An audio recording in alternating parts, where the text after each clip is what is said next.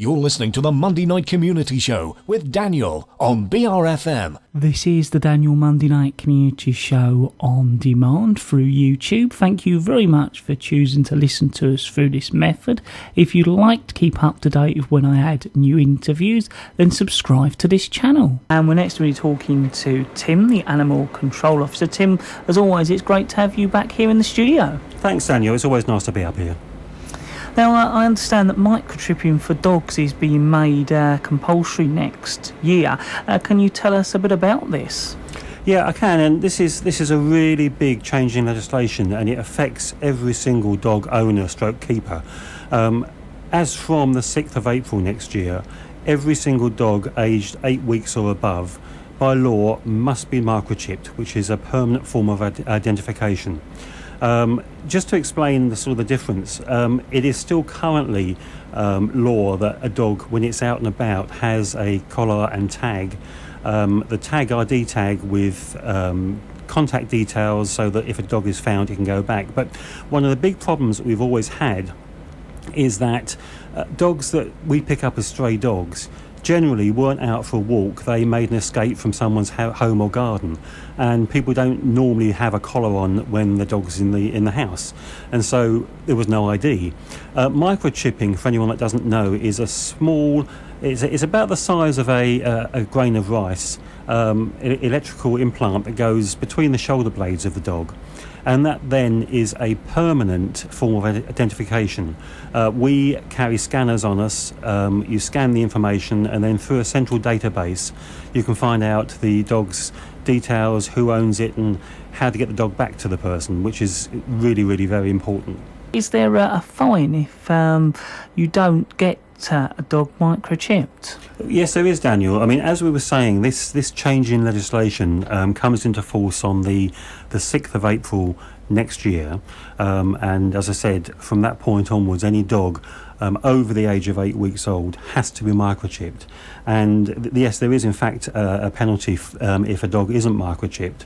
What will basically happen is if we pick up a dog and it's not chipped, the owner tries to claim the dog back.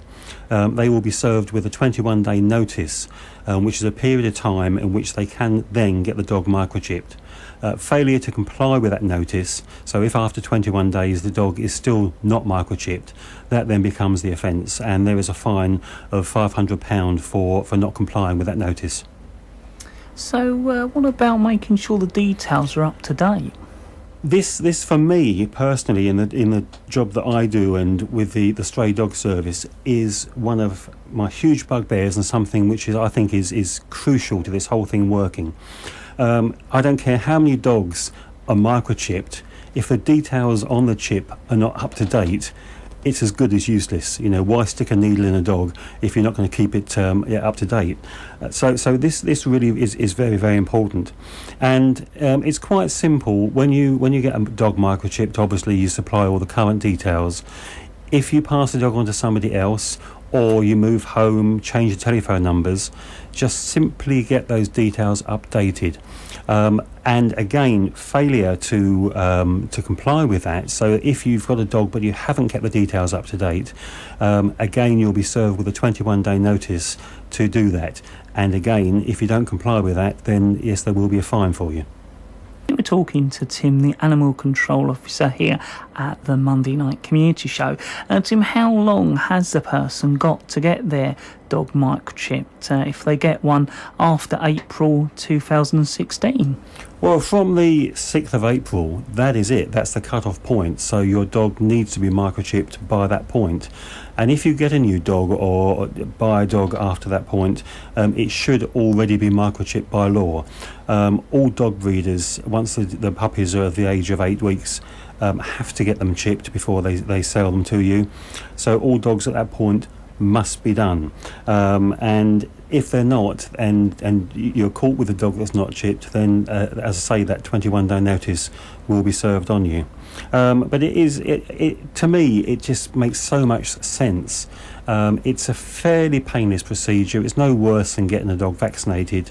It's very quick, It's not expensive. Costings of getting a dog microchip somewhere like £15-20. Frankly, if you can't afford £15 or £20 to get your dog microchipped, I would question, why are you owning a dog anyway? Dogs aren't cheap to run, and it's something that we've discussed many times up here, that the idea of having a puppy is fantastic, and they're cuddly, lovely things. You've seen the adverts, a dog is not just for Christmas, it's for life and all that. And puppies are really sweet, but they do turn into adult dogs. And the cost of keeping a dog at home, including vets bills, vaccinations, when you go away on holiday, kennelling costs. All dogs are prone at some point to being ill and needing vet treatment, so insurance. It's a big commitment, plus of course the food. So really, if 15 or 20 quid or whatever the cost is to have a dog microchipped is too much, then I would suggest that maybe, I don't know, get a hamster or a goldfish or something. I know you next wanted to talk about dog fouling, and the council is trialling a new dog bag dispensing systems. How's this going? Well, it's a funny thing really, Daniel, because to be honest, I don't really want to talk about dog fouling. I talk about dog fouling all the time, and it gets to a point where you think, well, is this ever going to end? Interestingly, when you speak to people out and about, they always pick up after their dogs. They've always got dog bags with them, and I think truthfully, actually, it is a very small percentage of people that do cause this problem. If you imagine, I don't know, Minster Leas, which is a nice walking area from the beach huts onwards up to Warden Bay. I mean, dogs are welcome there all year round. But if you get maybe 100 dog walkers up there every day, it only needs 5% of those people not to clear up, and you've got a problem. And we're always looking at ways of tackling this. We did start some years ago, we put a bag dispenser down at the Leas by the Little Oyster. And I know that Ian Arnell, our seafronts officer, he put dog bags really all the way down to Sheerness in dispensers. The big problem with that particular dispenser and the design was that people seemed to think that it was just a freebie, a way of getting hold of free dog bags. And that's not really the whole purpose and idea of them. If you want dog bags because you own a dog and you're responsible and you like taking the dog for a walk, and everyone has to carry bags with them, of course, to pick up the dog fouling, if you want them, then go and buy them. They're not expensive. Why should it be something that's free? My personal opinion. However, we're human, and sometimes we do forget. And so what we've done, we're working in partnership with a company called TixPack, and we've installed 5 trial dispensers actually across the whole borough. 2 of them are on Sheppey, one at Barton's Point and one at Minster Leas to replace the old one. And there are different designs so that you can really only take one bag at a time. So hopefully it gets over the problem of refilling them at 11 in the morning and they're empty by 12 because people are coming along and taking big handfuls. If you're out walking your dog, we're doing the trial now until the end of September. And if it's successful, there will be 25 of these dispensers in addition at various places across the borough. And the idea is that it's in popular parts, walking the dog, you maybe have used up all your bags or you've forgotten one, then there will be the facility just to draw a bag off. And the nice thing about this particular promotion is it's funded by selective local advertising. So it's a great sort of thing for the community, but there is no cost to the council taxpayers. So will this solve the dog fouling problem?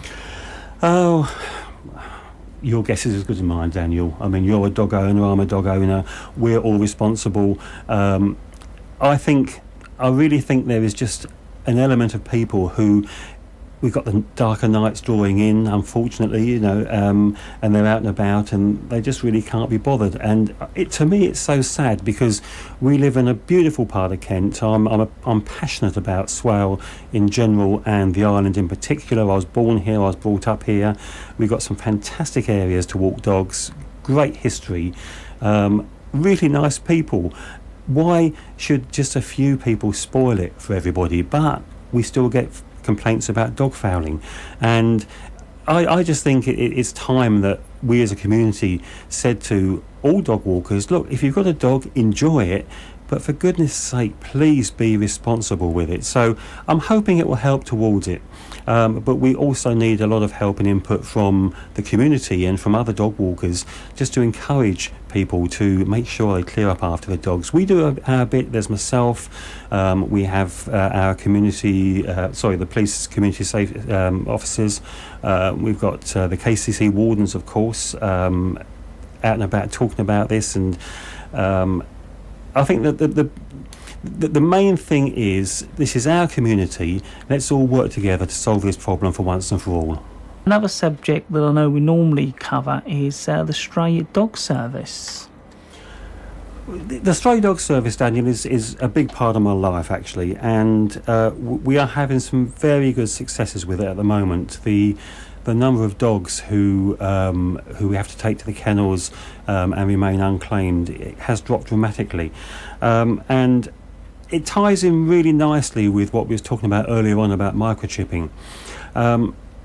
Dogs are fantastic. I love dogs to pieces, but for some reason they've got this desire to break free and just to go and have a roam around, and it's always when you least expect it. Somebody comes to the front door, you forget the front door's open and the dog runs out, or a gate's left open and it goes walkabout. And the main thing is try not to let that happen, but it will. It really does. Now, once this whole microchipping thing is in place and every single dog has to be microchipped, that's going to make life so much easier. Just because we can then return that dog as long as the details are up to date, and remember that is also an offence. We can return that dog to the owner straight away. And our goal with a stray dog service is to get that dog back to its owner as fast as possible. One little tip, actually, which I touched on earlier but didn't really go into too much detail, is the legislation about wearing a collar, an ID tag on a collar, is still in place, and I'd still recommend that although the law's changing on microchipping, that's not really replacing the collar and tag. That's still so important, because the average person in the street hasn't got a microchip scanner. So if they find your dog, they're not going to be able to tell from the microchip where the dog goes to.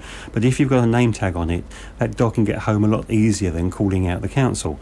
However, the point is that dogs are going to escape. And one of the things that we trialled last year on the main Swale Borough Council Facebook page was posting images and a small amount of detail of all dogs who had to go to the kennels.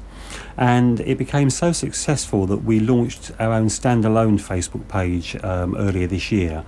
And what we do, every single dog that we can't get back to its owner, we put an image of it and basic details, and then the power of Facebook is just phenomenal. It gets shared virally. I mean, we've had some dogs where we've actually had almost 100,000 people view that particular dog, which is phenomenal, and it goes all across the country, and we've had some fantastic success stories in getting dogs back to their owners, where I think beforehand we may have struggled, and it has had a big impact on the service, and it's been very positive. So if you're interested in having a look at the stray dog service, just go onto Facebook and put in the search bar Swale Borough Council Stray Dog Service, and then go on the page. If you like what you see, give us a like as well, because that's always nice, and that helps to virally share it as well. But the important other thing is, if your dog is missing, or indeed you found a dog, contact us at the council, but you can also keep up to date with what's happening to it through that Facebook page. And Tim, before you go, I was hoping you could do a little bit of a roundup and of course go over any useful contact details. Yeah, and I think that the main thing tonight, Daniel, that I really wanted to promote and to get over to people is this whole microchipping legislation. It is very important. There is a window between now and the 6th of April next year to get your dog microchipped if it's not already chipped, and also equally as important to make sure that the details on the dog's microchip are up to date. That's addresses, contact phone numbers. You can even put on an emergency contact, so that if you're not available, there's somebody else that you know that can help out. So there's plenty of time. Get it done. It's better for the dog, it's better for everybody, and it will just make life so much easier. If you have got any dog-related problems, be it dog noise or concerns about dog fouling or anything like that, then the contact number to ring is our main customer number at the council, which is 01795 417 850, and that's also the number to ring if you find a stray dog during normal office hours. So that's 01795 417 850. But we do also operate the stray dog out of hours service, and that runs from 5 in the evening until 9 in the evening, Mondays to Fridays, and also 9 in the morning until 9 in the evenings, Saturdays and Sundays, bank holidays. The only days, in fact, that we don't run the service are Christmas Day, Boxing Day and Easter Sunday. So for the out of hours, if you find a stray dog or indeed have lost a dog, you ring 07795 237 479. That's 07795 237 479. Now, please don't use that number during normal office hours, because it is only open from the out of hours 5 till 9, and of course 9 till 9 at weekends and bank holidays. Daytime 01795 417 850. Tim, as always, thank you very much for coming along. Thanks, Daniel. It's been great being here. That is Tim Oxley here at the Monday Night Community Show, the Animal Control Officer here in Swale this evening.